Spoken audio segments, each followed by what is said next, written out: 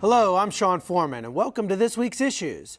Monday night's highly anticipated first presidential debate between candidates Hillary Clinton and Donald Trump was the most watched debate in U.S. history, with more than 80 million viewers, topping even Jimmy Carter and Ronald Reagan's only 1980 debate. Joining me now for an analysis, we welcome Dan Gelber, former state senator and former federal prosecutor, Edward Pizzuoli, president of the Tripp Scott Law Firm and former chairman of the Republican Party in Broward County. Ed was also the co-chair of Jeb Bush for governor in Broward. Myra Macias, political director for the Florida Democratic Party. Myra is the former Hispanic outreach coordinator for the FDP, as well as a field organizer in Little Havana for President Obama's 2012 campaign. And Ray Anthony Lastre, a member of the Miami-Dade County Republican Executive Committee. Ray was the youngest Hispanic delegate to the 2016 Republican National Convention. Thank you all for joining me today. Before we get into the politics of the debate, first we want to take a look at some of the policy proposals and the economic plans laid out by the two candidates. So let's have paid family leave, earned sick days. Let's be sure we have affordable child care and debt-free college. How are we going to do it? We're going to do it by having the wealthy pay their fair share and close the corporate loopholes.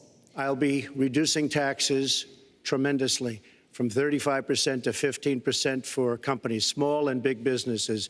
That's going to be a job creator like we haven't seen since Ronald Reagan. We have to renegotiate our trade deals, and we have to stop these countries from stealing our companies and our jobs. People who have looked at both of our plans have concluded that mine would create 10 million jobs and yours would lose us 3.5 million jobs and explode You are the going debt, to approve one of the which biggest would tax have cuts a in recession. history. You are going to approve one of the biggest tax increases in history. You are going to drive business out. Your regulations are a disaster, and you're going to increase regulations all over the place. And by the way, my tax cut is the biggest since Ronald Reagan. I'm very proud of it. It will create tremendous numbers of new jobs. But regulations, you are going to regulate these businesses out of existence.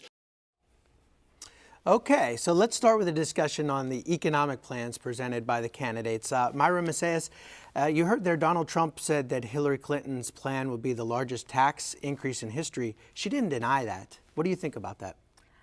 I think Hillary Clinton does a great job of representing the Democratic Party in terms of being a party of the people. And oftentimes when we're talking about economic plans, I have a lot of friends, a lot of millennials who are socially liberal and fiscally conservative. And I think there's a huge disconnect in terms of people wanting these social programs, these anti-poverty social safety nets, and not wanting to fund them.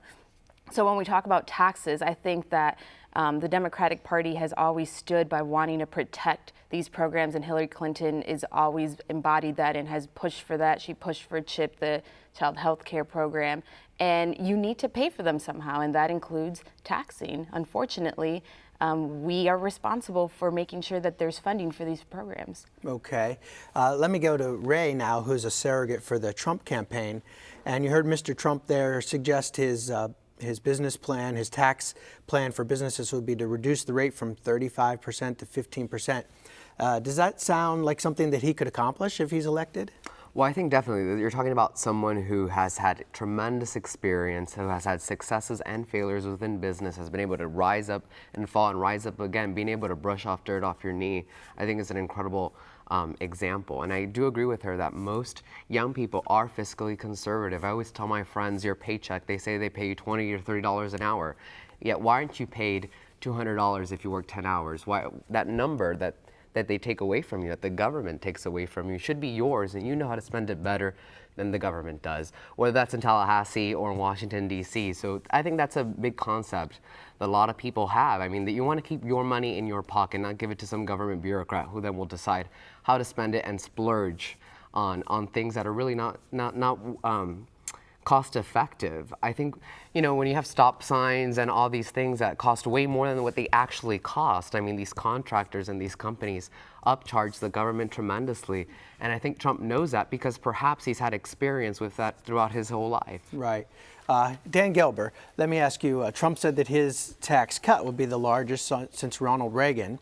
Do you buy that? And do you think that's what we need right now? I think the question is not the amount of the tax cuts, but where tax cuts are directed. And I think there's a fundamental distinction between the parties on this, which, by the way, plays out in almost every election cycle.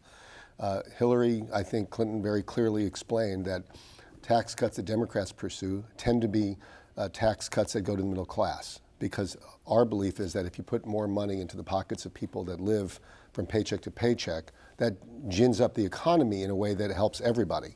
The Republicans, and Trump's tax cut, frankly, in this year is a business tax cut.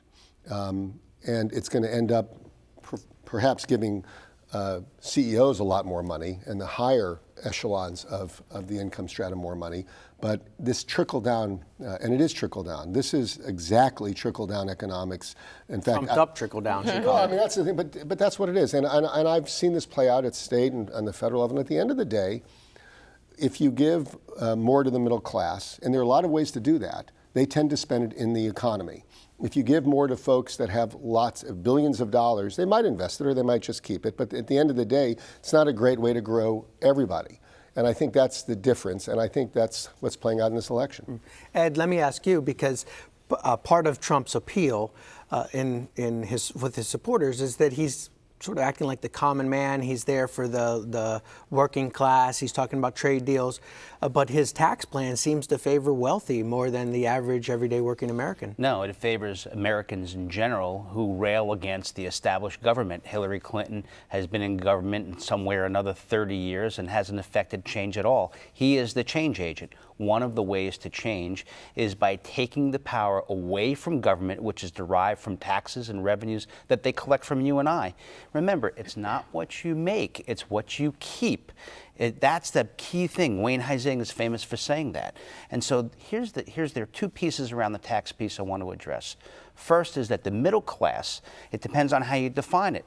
Middle class should be under Trump's plan, benefit from Trump's tax plan. More money to spend on things that they want and where they want to spend their money instead of sending it to Washington. Second, more importantly, is that we have a problem with corporations taking their money and bringing it offshore to places like Ireland and other places, tax havens. We need to lower the tax rate to bring that money back in so it works for Americans. Both small business and large will benefit from that money coming back into the United States and working to create jobs. That's the difference between what you're talking about. Hillary, let's just tax people more, according to Hillary, versus let's let people have their own money and decide what they want to do. That's the difference between the two candidates. Before I go to Dan, because I know he's chomping at the bit here, let me ask Ray, actually, as a Trump supporter and as a millennial, what do you think about there's this issue about whether he should release his tax returns or not, but really what it is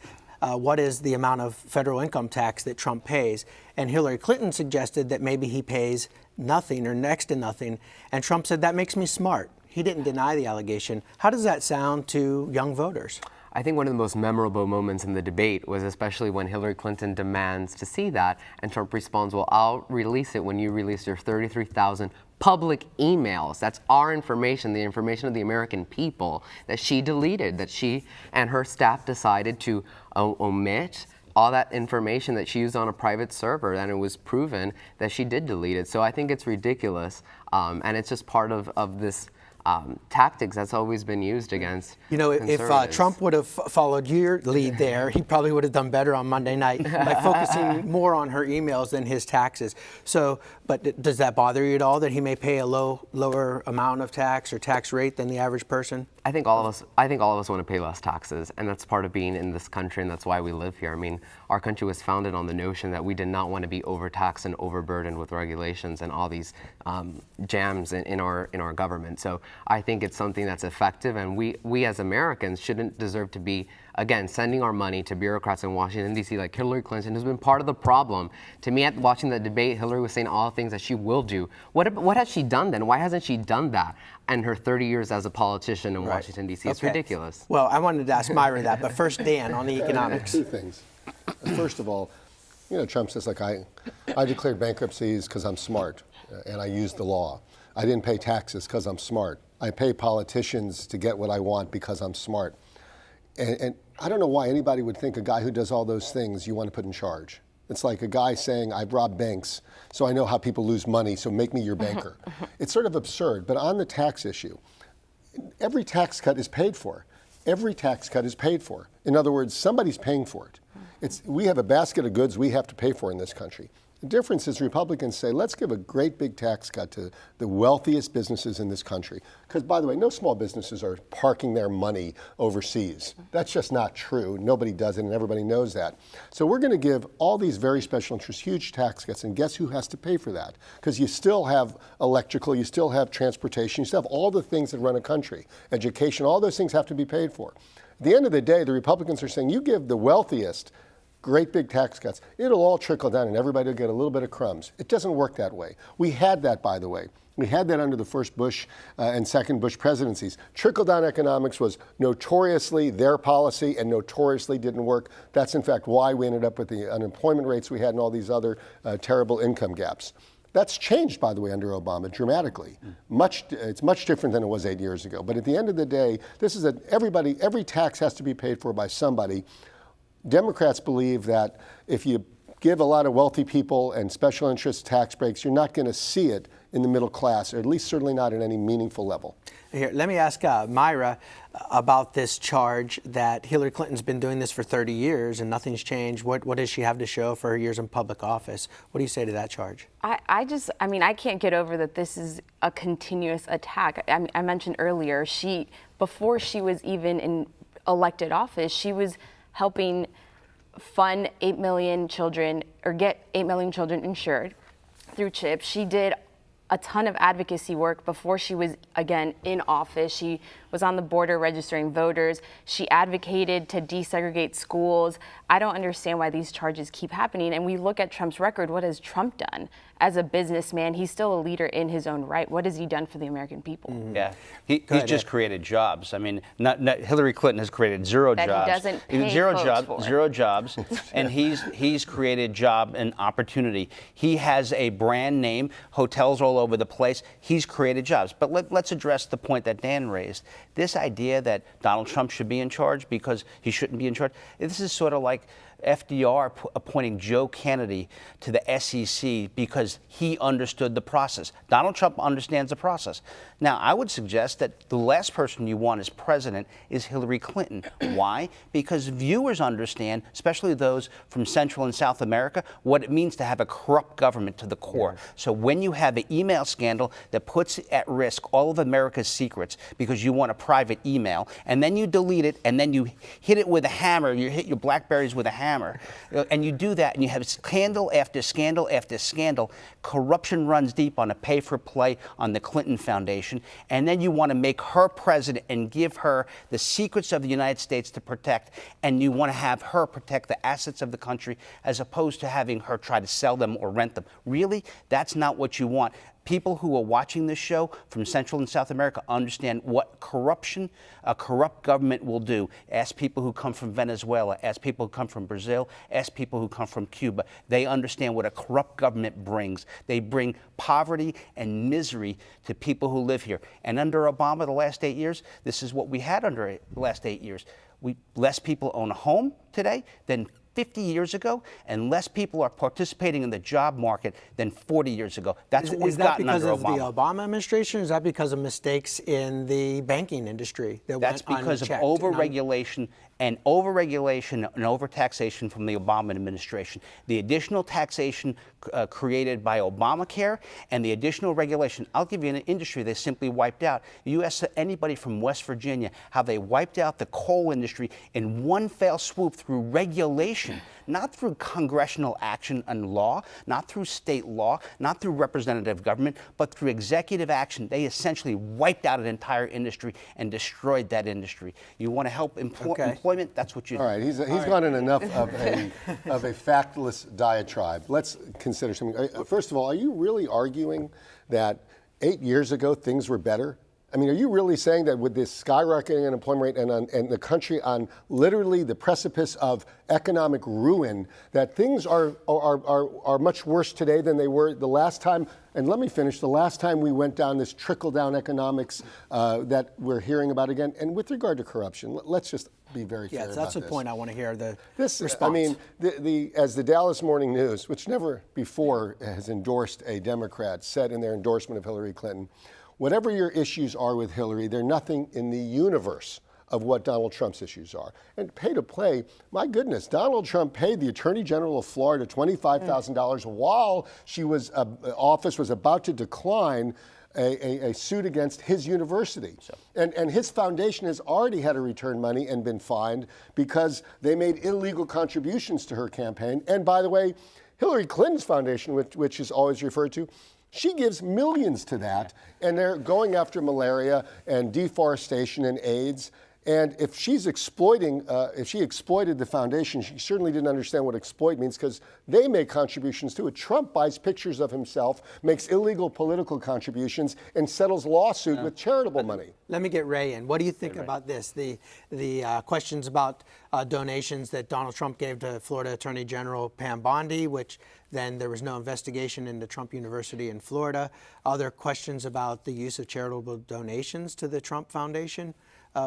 Does this trouble you at all? I think it's only relevant because Dan Gilbert's here ran for Attorney General. But I think what's most troubling about Hillary Clinton is that she was in a position of power as Secretary of State and continued to receive money in the Clinton Foundation. If you follow the money, you see $22 million from the Clinton Foundation of donors, big corporations, Wall Street, all these things that Hillary says she'll fight against funded the Clinton Foundation, and you see it clearly. She made decisions on these corporations, on these individuals as Secretary of State. It's a huge conflict of interest when a foundation that was practically used as a business, you are getting money and then making decisions on that as a public official like Secretary of State. So again, Hillary says all things that she will do. What did she do then? Why didn't she do all of this as Secretary of State, as a senator, as a First Lady, et cetera? Myra, let me ask you, is this the kind of conversation that Democrats want to be having? Which candidate is more corrupt or has more allegations around them? And this email thing, it continues to dog. How do they put it to rest? Well, one, I don't think these are conversations Democrats are having, right? I'm fully convicted in Hillary Clinton. I think this debate was a great galvanizing moment for a lot of people who still might have had doubts. She was confident, she was cool, collected. Donald Trump interrupted her 51 times. He deflected questions. When we're talking about Pam Bondi and pay to play, conflict of interest, this Newsweek article just came out that he was in Cuba during the embargo, and yet months later he's campaigning in Florida saying that he's not going to support Fidel Castro and put any money in Cuba. And so I think that it is very ironic that we talk about people not doing anything, we talk about pay to play, we talk about a conflict of interest when Donald Trump exemplifies all of these things, but we're not questioning him in the way that we're scrutinizing Hillary Clinton. Let me get Ray real quick, and then we'll get Ed back in here. Just to clarify, there was a report done by Newsweek this week in which came to light that Donald Trump's organization paid $68,000 to a consultant who took a trip to Cuba in the late 90s to look into hotel or casino deals. Nothing evolved from it. So Trump himself didn't go to Cuba, but funded a trip of a consultant. How does this play in the Cuban American community? Their charges that they broke the law of the embargo. The statute of limitations has passed, but that's very troubling for Cuban Americans, no? Well, I'm a third-generation Cuban American, and I'm very proud of my heritage. And it's very important. The issue of Cuba is particularly important to me. I come from a family of survivors, a community of survivors of this regime. So I think this Newsweek article was completely sensationalist. In the 1990s, Hillary Clinton and Bill Clinton have a history of supporting and calling dictators like the Castros. She even said yesterday, I wish that Florida Democrats still thought that, doing business with the regime is not within their values, because on her plane, which I think is quite tacky that she does these press conferences on her plane, she was saying how he went against the values and the law of the United States. Well, you know what goes against the values of the United States? Calling them dictators, the way that Hillary Clinton and Obama have done for the past 8 years. And she said she will continue Obama's policy of concessions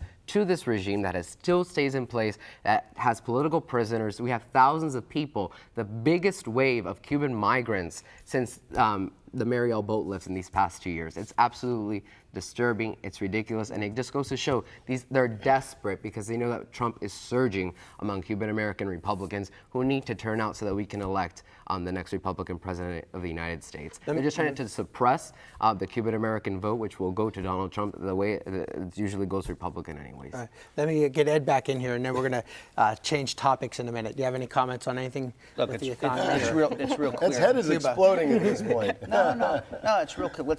Let's talk about the issues. It's a real simple choice.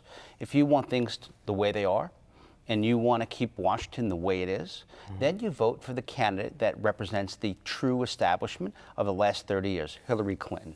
If you want to change things, if you don't think the economy is working for you, if you're unhappy with the fact that Americans are not buying homes anymore, don't have job opportunities, and are you unhappy with the fact about where the Middle East is, whether it's a crooked Iran deal or whether it's a Syria strategy by Obama that has now left America with no choice, that is on Hillary Clinton's watch. If you want to change those things, then Donald Trump is your candidate. He is the anti-establishment candidate. He is the change agent. This is a change election, and she is the establishment candidate. Can I just say one thing? Go ahead, Dan. Dan Gilbert. You know, I hear this argument, if you don't like the way things are, you need to go with Trump. Let's be very honest. You don't like a prognosis a doctor gives you, you don't go hire your Uber driver to become your doctor. Okay, there's a reason why leaders of your party, serious leaders like Jeb Bush, serious leaders like Ileana Ros-Lehtinen here in town, refuse to support your change agent. And the reason they refuse to support is that they think he is spectacularly unfit for this job, and it would be frightening to give him control of the most powerful military the world has ever known. I'm surprised. Here's what I'm surprised at. I'm surprised that there are no Democrats who stand up and say, Hillary, enough of this corruption. The Clinton Foundation is flat out wrong. And the Clinton Foundation is flat out wrong. Your email server jeopardized this country's security, and your economic and your foreign policies simply don't work. Where's the Democrats who do that? The only one who did it, who tried to do it during the primary, is Bernie Sanders. And let's face it, he was an obscure socialist senator from Vermont who gave her a run for the money because Democrats, grassroots-wise, were unhappy with her for a variety of reasons. So let's call it what it is, Dan. I don't understand. By the way, all you're saying is, well, Democrats aren't as unhappy with Hillary as Republican leaders are with Trump. And by the way, there's a reason why Republican U.S. senators are saying he's spectacularly unfit. Nobody is saying that about Hillary anywhere. Listen. Trump was not my candidate during the primary. Because you're a reasonable, thoughtful guy. However, yeah, I am. And that's why the choice that I had between Hillary and Donald Trump, I picked Donald Trump every time because I don't want someone corrupt. Why do you think Jeb doesn't? Why do you think Ileana doesn't? We were going to watch a couple of other clips to keep us going, but the conversation's so lively, we don't need the clips. But let me bring Ray in. You had mentioned before taping you were a Marco Rubio supporter originally, and now you're with Trump. What about this, that a lot of prominent Cuban Americans, Mike Fernandez, a billionaire who's given money to Republican Party candidates in the past, Jeb Bush, who's been mentioned, and others, will not get behind Trump? Does that trouble you? Well, Mike Fernandez is for lifting the embargo, and he's going to give to Hillary Clinton to look at what his next investment in Cuba will be. So that's, again, going back to the irony of this whole article this week. I think what it is, local congressmen, they represent areas that Obama won. So, I mean, their district wasn't going to go for the Republican no matter what. So I think that's one example of this. Number two, I think it's a lot of people that are part of the establishment are afraid of someone like Donald Trump who's going to go to Washington, D.C. and shake things up. And that's exactly what we need. We need someone who's not afraid, who's not part of the problem, who's not part of the system, who can really think of it in an objective way and say, you know what, this is the problem. This is how our business worked. If a business ran the way the federal government does, it would have failed a long time ago. And I think that's what we need, a dose of fiscal responsibility and a dose of someone like Donald Trump who has experience managing businesses. Let me shift gears. We only have a couple of minutes left, but Myra, one of the things that came out at the end of the debate, Hillary Clinton raised some points about Elisa Machado, who was the first Miss Universe winner when Trump took over the pageant in 1998. The story's been out there all week. Allegedly, he called her Miss Piggy and Miss Housekeeping after she gained a bunch of weight. As a Latina, and as a voter, of course, in the state of Florida, how does this play with you? I mean, this isn't the first instance that Donald Trump has shown his sexist, bigoted self on a national platform. Just the way that he treats Secretary Clinton reeks of sexism. And as far as the Alicia Machado incident, sorry, give me a second. I can finish if you like. Let's hear Oh, what no, she it's says just here. And then, yeah. I mean, I was growing up when all of this was happening in the news, and as a woman, just already bombarded by, you know, societal notions of what beauty is, you don't want a national leader creating this false notion of what beauty is, and it trickles down to children. I mean, you're seeing children in playgrounds bullying other children. Little kids who have no concept of global issues know that Donald Trump is a bully because he's trying to build a wall. He wants to keep people out. Girls who were playing soccer were told to go back to where they're from. And just to Ed's point earlier about Central and South American folks should want to support Trump, why would anyone that has any type of pigment on their skin want to support someone who's been so divisive in our community, who's been racist and bigoted? I'm sorry, we're really down to the last 30 seconds. I've got to get Ed in on this. And what should Trump play the Bill Clinton card and past affairs in the next debate? But let me address the point. The reason for people of color, whether it's African Americans, Haitians, or Latins, whether they're Cuban or otherwise, should support Donald Trump for two reasons. Economic opportunity, and let's be blunt about something. The last 40 years, the Democratic Party has not only failed the African American community, they failed miserably with the African American community. They need to be empowered so that they can make educational choices for their children. Donald Trump's a big supporter of educational choice and driving economic opportunity into those communities. That's why you're seeing this frustration from those communities bubble up under President Obama more than ever before, because the Democrats have not been able to address this in 40 years with the same old failed policies. Okay, I'm sorry, and especially to everyone, especially I know Dan Gilbert wanted to speak again. I'll take it in the parking lot. To be continued online and outside of the studio. Thank you for being here, everybody, today. Remember, our Voter Voices series continues online, WPB2.org/decision 2016. I'm Sean Foreman. Thank you for watching.